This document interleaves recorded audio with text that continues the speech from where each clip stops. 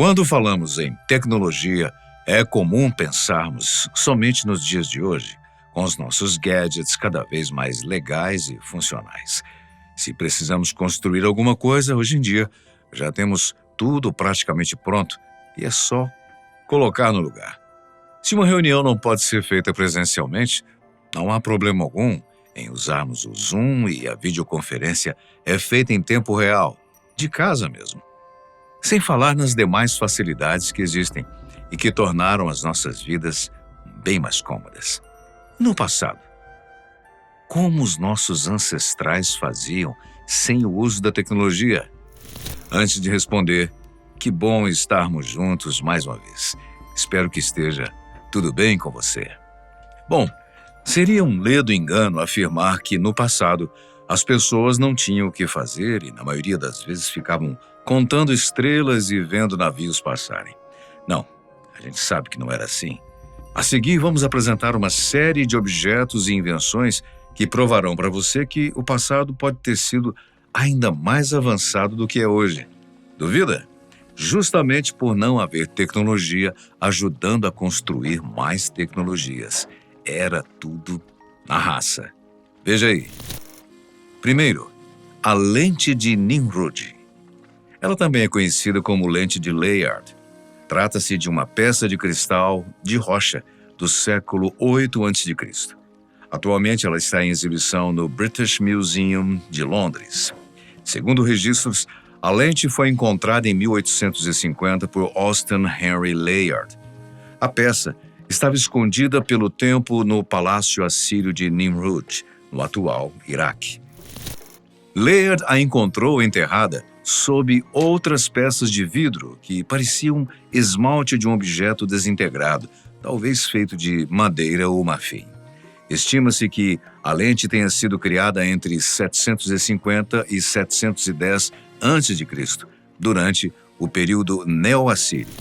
A função exata da lente de Nimrud não é clara, e há diversas interpretações sobre o que ela representa, tecnologicamente falando, para a época. Ela é ligeiramente oval e foi lapidada de uma forma grosseira, talvez uma espécie de roda de lapidação. A lente possui um ponto focal a cerca de 11 centímetros do lado plano e uma distância focal de aproximadamente 12 centímetros. A sua capacidade óptica a tornaria equivalente a uma lupa de 3 vezes de aumento. E possivelmente ela tenha sido usada para essa finalidade, uma lente de aumento. Para quê? Bom, os artesãos assírios realizavam intrincadas gravações e poderiam ter empregado a lente para ajudar no trabalho. Por outro ângulo, a lente pode ter sido usada para dar início ao fogo, seja para pequenas fogueiras ou para outro fim que precisasse do calor. Isso é feito ao posicionar a lente entre o sol e o objeto que se deseja inflamar. A gente faz essa experiência até hoje, né? Uma vez que a lente concentra e aumenta o calor da luz solar, provoca-se ali uma queimada. O curador do Museu Britânico sustenta que a lente pode ter sido apenas parte de uma peça decorativa, anteriormente incrustada nessa peça, ou de um móvel que, infelizmente, não foram encontrados os restos. Já o cientista italiano Giovanni Pettinato, da Universidade de Roma, propôs que a lente foi usada pelos antigos assírios como parte de um telescópio, o que explicaria o seu avançado conhecimento de astronomia. Pettinato sugere que a descrição assíria do planeta Saturno como um deus cercado por serpentes poderia ser a interpretação dos anéis de Saturno vistos através de um telescópio primitivo. No entanto, especialistas em arqueologia assíria não estão convencidos, duvidando que a qualidade óptica da lente fosse suficiente para tal uso. Além disso, serpentes são frequentes na mitologia assíria, e não há menção de um telescópio em nenhum dos muitos escritos astronômicos assírios que sobreviveram. Se essa teoria fosse verdadeira, reescreveria a história da ciência, colocando a invenção do telescópio milênios antes do que se acredita. Então, o que pode ser a lente de Nimrud? Uma peça decorativa ou algo de maior importância? Fica a pergunta. Segundo, a espada de Gujian. A espada de Gujian é um dos achados arqueológicos mais fascinantes da China. Uma relíquia nacional daquele país, notável por sua extraordinária manufatura e condição impecável após 2.500 anos. Ela é tão magnífica que deixa no ar uma questão. Que tecnologia foi usada na época para fabricar algo tão perfeito? A espada foi redescoberta em 1965 por uma equipe arqueológica, durante uma pesquisa ao longo do segundo aqueduto principal do reservatório do rio Zhang, em Jinzhou, na China. Lá, foi descoberta uma série de tumbas antigas, cujas escavações revelaram milhares de artefatos, entre eles a espada de Gujian. A espada foi encontrada dentro de um caixão ao lado de um esqueleto humano, em um local chamado Wanshan, sítio número 1. O que tornou a descoberta ainda mais surpreendente foi o estado do ambiente. Todo o túmulo estava encharcado, tendo ficado submerso em água subterrânea por mais de 1000 anos.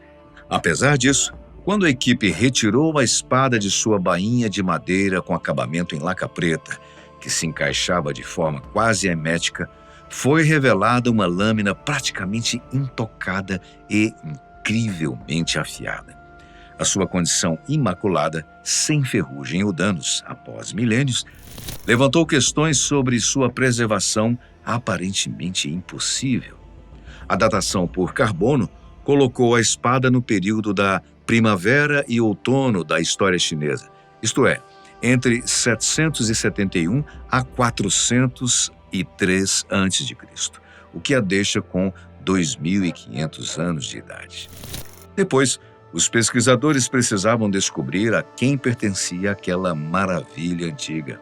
Para isso, contaram com especialistas em língua chinesa primitiva, que descobriram que, num dos lados, 8 caracteres gravados em um antigo roteiro conhecido como escrita de selo de pássaro-verme eram visíveis. 6 desses caracteres foram decifrados, significando Rei de Yue, e fez essa espada para o seu uso pessoal. Os 2 caracteres restantes eram presumidos como o nome do rei em questão. Bem, o problema é que 9 reis governaram Yue. Então, qual deles ela teria pertencido? Os pesquisadores se debruçaram nas pistas que poderiam ser qualquer símbolo ou qualquer sinal exclusivo que falasse alguma coisa do passado. Arqueólogos, historiadores e linguistas chegaram à conclusão de que a espada pertenceu a um rei chamado Gujian e que governou Yue entre 496 a 465 a.C. Gujian ficou conhecido por sua perseverança em tempos de adversidade. A tecnologia utilizada na fabricação da espada é intrigante. Ela foi forjada habilmente, combinando diferentes metais: cobre, como em seu corpo principal, e estanho nas arestas. Detectaram também a presença de enxofre, o que contribuiu para proteger a lâmina contra manchas e corrosão. Além de sua funcionalidade, a espada é também uma obra de arte. Ela possui um padrão repetitivo de losangos escuros em ambos os lados da lâmina, que se destacam da sua tonalidade dourada geral. O guarda-mão é incrustado com cristais azuis e turquesas, sugerindo que foi forjado para a realeza. O cabo da espada é revestido com seda e o pomo é composto por 11 círculos concêntricos. Obra de arte. Se fôssemos hoje reproduzir essa espada, sem dúvida faríamos igual ou ainda melhor, devido aos compostos conhecidos atualmente.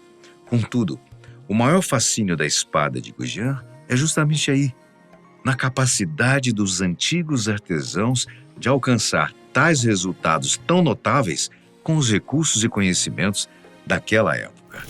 Terceiro, os instrumentos cirúrgicos antigos de Pompeia.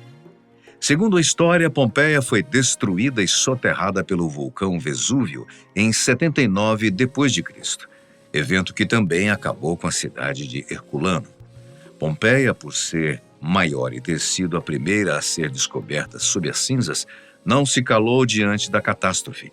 Mesmo petrificada pelo tempo, ela ainda oferece um vislumbre fascinante da vida cotidiana dos romanos, incluindo as suas práticas médicas. Em Pompeia, a medicina era um campo em evolução e transição, uma fascinante combinação de tradições médico-religiosas e o conhecimento científico grego que estava em plena ascensão. Dentro desse cenário complexo, a disponibilidade e sofisticação dos instrumentos médicos e cirúrgicos são testemunhos cruciais do nível de cuidado e tecnologia que os cidadãos de Pompeia dispunham. As descobertas arqueológicas em Pompeia revelaram a presença de um sistema de saúde surpreendentemente avançado e organizado para a época.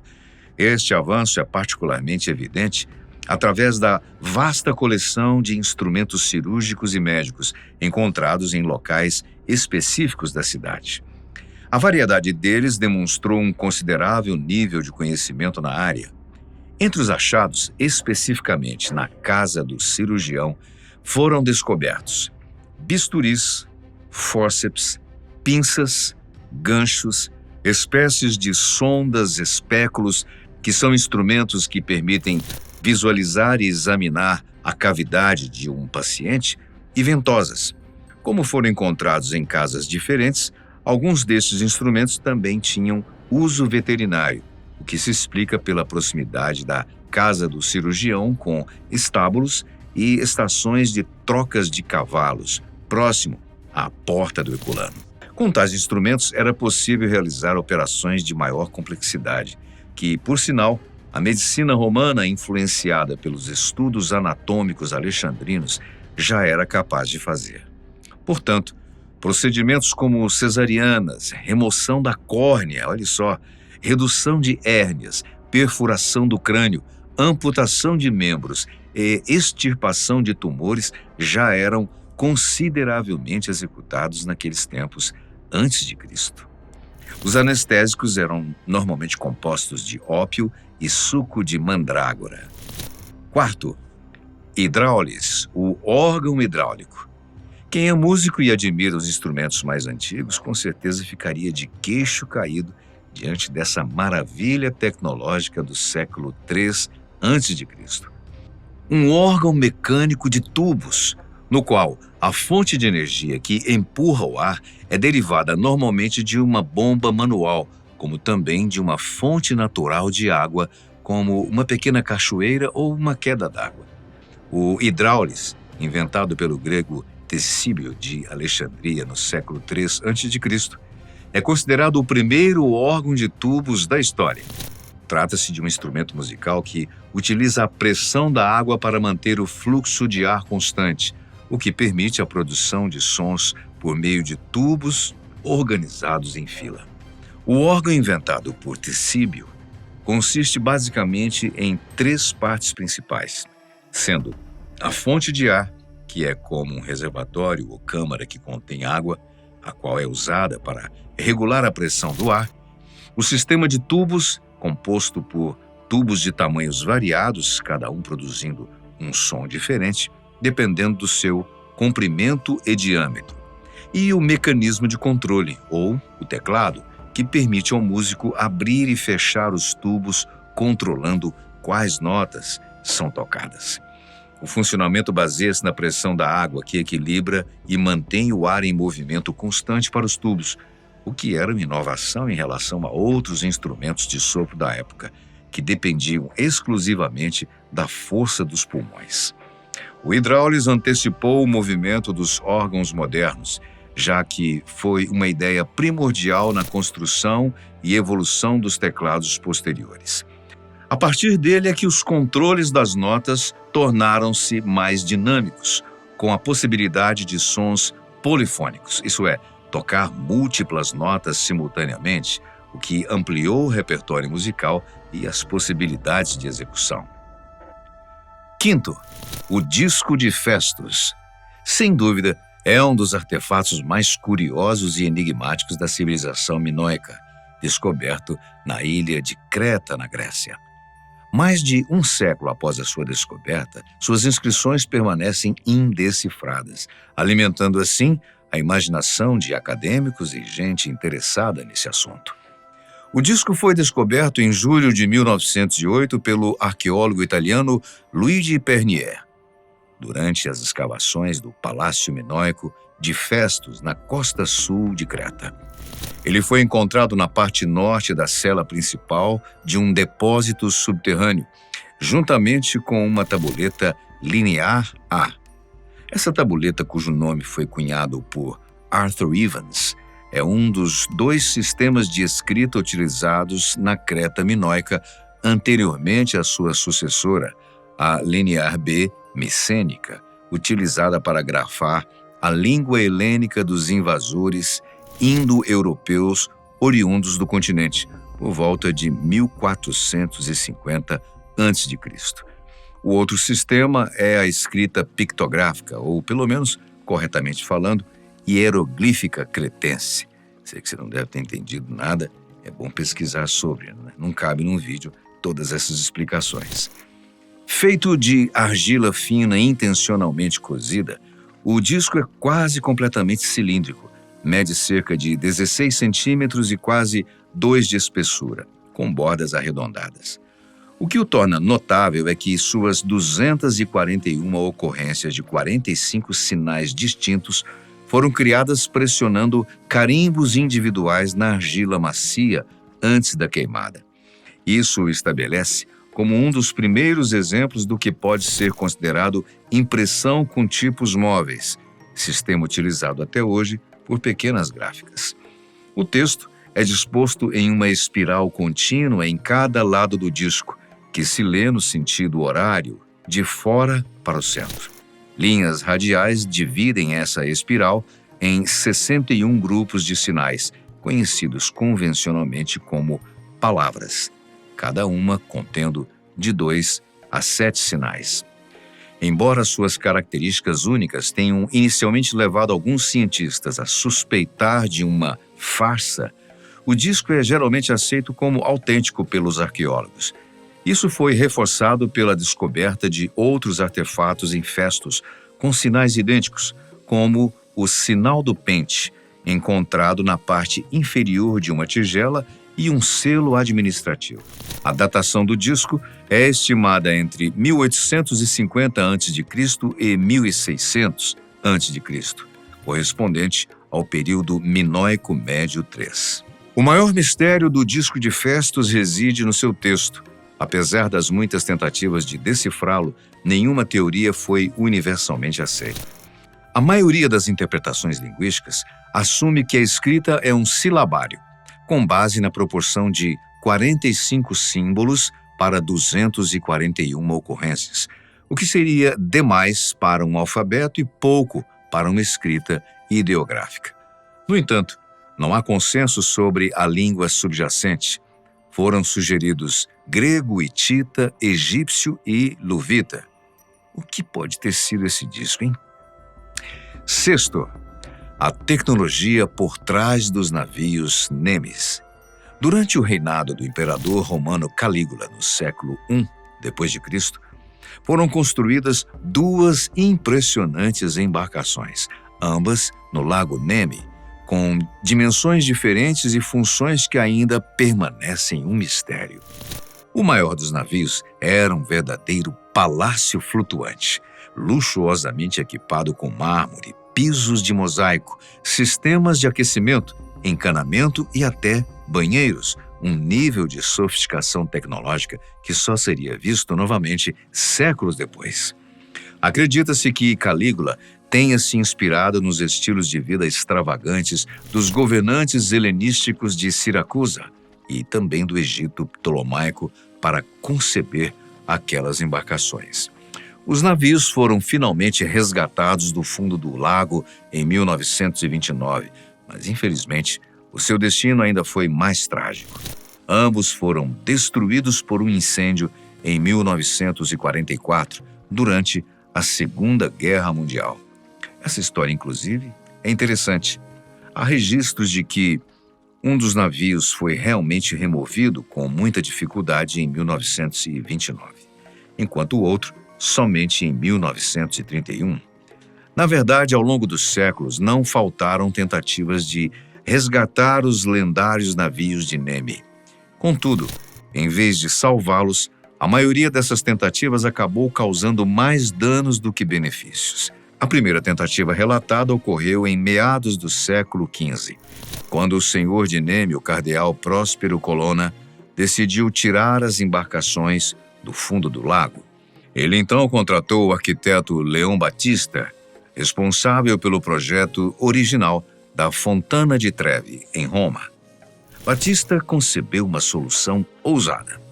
Uma enorme jangada equipada com cordas, roldanas e ganchos que os mergulhadores deveriam prender aos cascos dos navios antes de puxá-los para a superfície. A ideia parecia engenhosa, mas a execução foi um desastre. Embora os ganchos tenham conseguido agarrar as antigas embarcações, eles não foram capazes de arrancá-las do lodo espesso que as mantinha prisioneiras no leito do lago. O resultado foi uma destruição parcial dos cascos. Canos de chumbo e fragmentos de madeira emergiram, arrancados à força, deixando as embarcações ainda mais fragilizadas. Ainda assim, os admiradores da arte clássica ficaram maravilhados com a qualidade da marcenaria e dos poucos artefatos recuperados.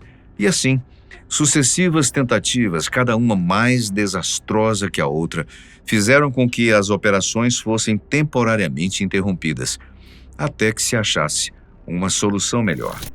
Quando finalmente os removeram do fundo do lago, foram expostos no Museu dos Navios Romanos, que havia sido construído exclusivamente para essa finalidade. E como eles foram destruídos? Bem, 10 anos depois de terem sido libertados de 2 milênios de submersão, a ironia maior se abateu sobre eles. Em 31 de maio de 1944, um grupo de soldados nazistas em retirada incendiou os navios e, quando os italianos souberam do ocorrido, já era tarde demais. Os magníficos navios de Calígula já haviam sido reduzidos a cinza. Além de alguns artefatos de bronze e uma grade em exposição no Palazzo Massimo Ali Terme, em Roma, eles agora sobrevivem apenas em fotografias em preto e branco e como uma nota de rodapé no registro histórico. O maior dos navios media 73 metros de comprimento por 24 de largura, enquanto o segundo tinha 70 por 20. Essas dimensões eram impressionantes para a época em que foram construídos. O mais curioso nisso é que o lago onde foram construídos para ficar tem apenas 5 quilômetros de circunferência, o que acaba sendo uma área pequena para se navegar com navios desse tamanho. Contudo, o que se diz é que aqueles não eram navios para navegar entre continentes, ou, como Calígula gostava de fazer, passear pela costa. O maior era usado como casa flutuante de lazer para adultos, se é que você me entende. E claro, os convidados eram pessoas elitizadas, não havia ingresso para todos. Sétimo, a adaga meteórica de Tutankhamon. A palavra meteórica no subtítulo não é figurativa, mas real. De fato, ela é conhecida como adaga de ferro meteórica de Tutankhamon, justamente por ter, em sua composição, os mesmos elementos e a mesma homogeneidade de um meteorito. Desde os anos 1960, os cientistas vêm reconhecendo que altos níveis de níquel presentes em certos objetos antigos de ferro são fortes indícios de uma origem meteórica. No estudo mais recente, publicado em junho de 2016, reforçou essa ideia com dados ainda mais precisos. Por meio da análise com espectrômetro de fluorescência de raio-x, descobriu-se que a composição da lâmina em questão é majoritariamente ferro, com cerca de 11% de níquel e 0,6% de cobalto. Esses valores se alinham à composição média de 76 meteoritos de ferro já catalogados. Para se ter uma ideia, a maioria dos meteoritos de ferro contém entre 5 e 35% de níquel, enquanto o ferro extraído de minérios terrestres e usado antes do século XIX raramente ultrapassava os 4% desse metal. Além disso, a proporção entre níquel e cobalto da lâmina analisada também é consistente com a dos meteoritos, o que reforça ainda mais a sua provável origem extraterrestre. Vale lembrar que por volta de 1323 a.C., época em que o faraó Tutankhamon foi mumificado durante a Era do Bronze, a metalurgia do ferro ainda era extremamente rara. Peças feitas desse material não tinham uso cotidiano ou prático. Eram reservados a contextos simbólicos como rituais, cerimônias, presentes diplomáticos e até mesmo como elementos decorativos. Por essa razão, o ferro naquela época era considerado mais precioso que o próprio ouro. Artefatos desse tipo chegavam a ser oferecidos como presentes reais, prática que já ocorria no reinado anterior ao de Tutankhamon, durante o governo de Amenófis III. Oitavo, o espetacular relógio do elefante de Al-Jazari. Esta, com certeza, é uma das invenções mais incríveis da engenharia medieval. O relógio do elefante, do engenheiro islâmico medieval Ismail al-Jazari, que viveu no século II da Era Cristã. Jazari era considerado um gênio muçulmano, e a sua invenção não era apenas um relógio, mas uma verdadeira celebração do conhecimento humano. Al-Jazari, que viveu entre os rios Tigre e Eufrates, incorporou símbolos de diversas culturas em seu relógio d'água fascinante. Imagine só, um elefante indiano, uma fênix egípcia, autômatos que representavam a civilização árabe islâmica e até mesmo um tapete persa e dragões chineses. Tudo isso num único dispositivo que mostrava a riqueza do mundo islâmico da época. Genial, né? Inclusive pela época. Como o relógio funcionava? Você deve estar se perguntando. Bem, no coração do elefante, uma bacia de água com a tigela flutuante marcava a passagem do tempo. A cada meia hora, a tigela afundava, acionando uma série de movimentos espetaculares. Uma bola que caía da boca de uma serpente, que por sua vez puxava a tigela de volta. Ao mesmo tempo, figuras robóticas levantavam as mãos, um condutor de elefante batia num tambor e um robô escritor até apontava as horas. Era um show de mecânica e automação, principalmente para a época. Esse relógio era tão avançado que contava horas temporais, adaptando-se à duração desigual dos dias. Ele usava princípios de engenharia que ainda hoje são relevantes, como reguladores de fluxo, força gravitacional como motor e um engenhoso sistema de retorno. Além disso, era cheio de autômatos, incluindo um pássaro que cantava como um relógio cuco. Uau!